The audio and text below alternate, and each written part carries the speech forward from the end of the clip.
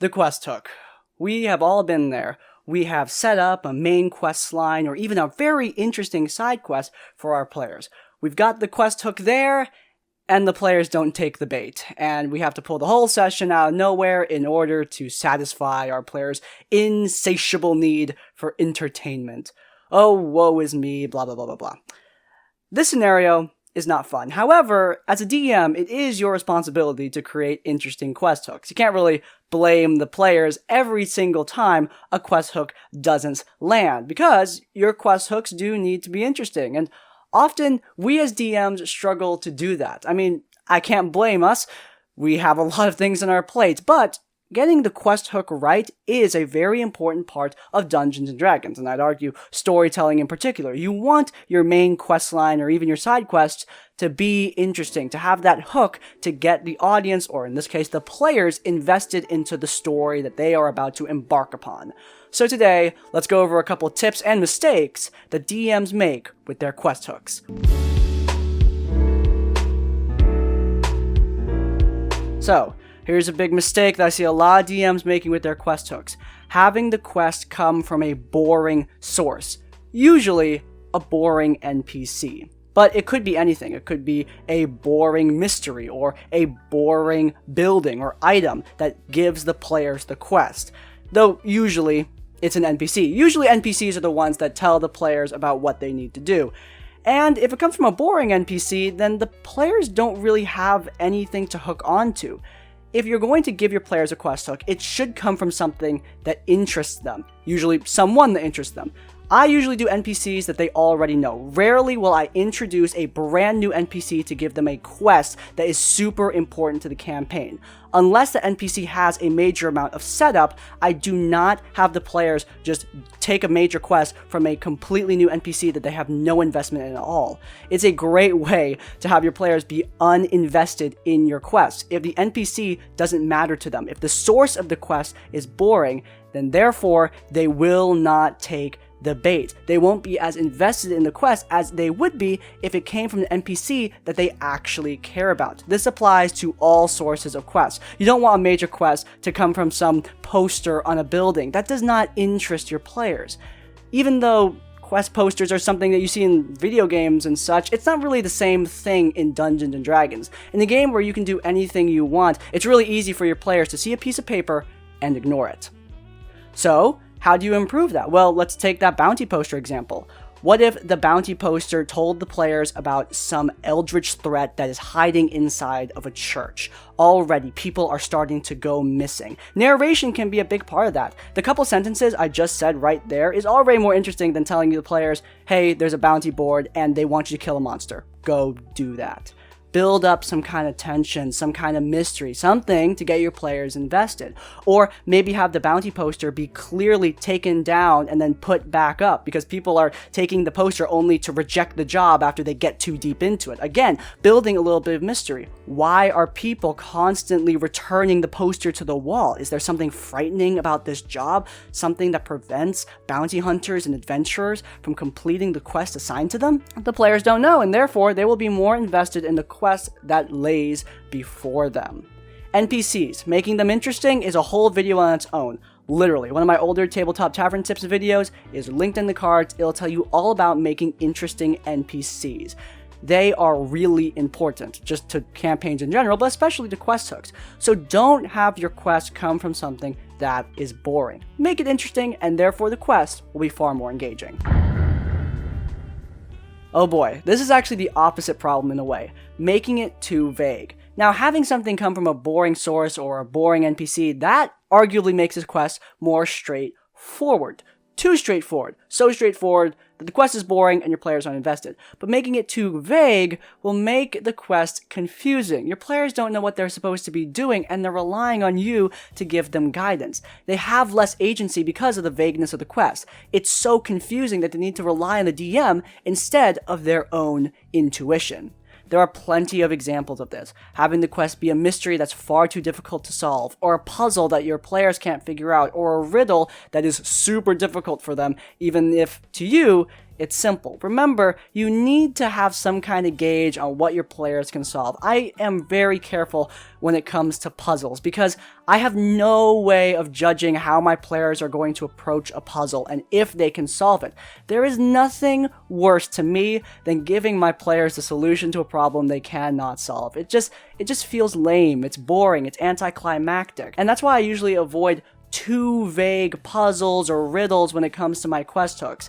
When you want to hook your players in, the initial hook needs to be something that they can understand. You can introduce the heavy puzzle solving stuff and the riddles later down the quest when they're more invested. But off the bat, you want to hook them in with something easy. A big monster for them to face, an NPC for them to meet, something that they can understand. Having it be a riddle that they need to solve will immediately turn off a lot of D&D players. Not all of them, mind you, but a lot of them. All of this information I'm telling you will depend on your party, though I do find often that when something is too vague, the players will be naturally less invested in it. Not to say that mystery is bad. I discussed earlier, mystery can be really good.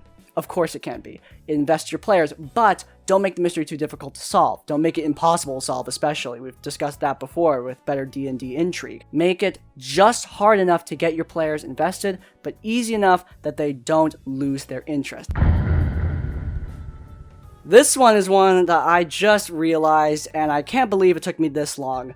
Quests need to be rewarding, and the reward needs to be known to the players. Have the bad guy carry around a magical sword that the party knows they can claim once he's dead. That is the classic example of loot at the end of the tunnel.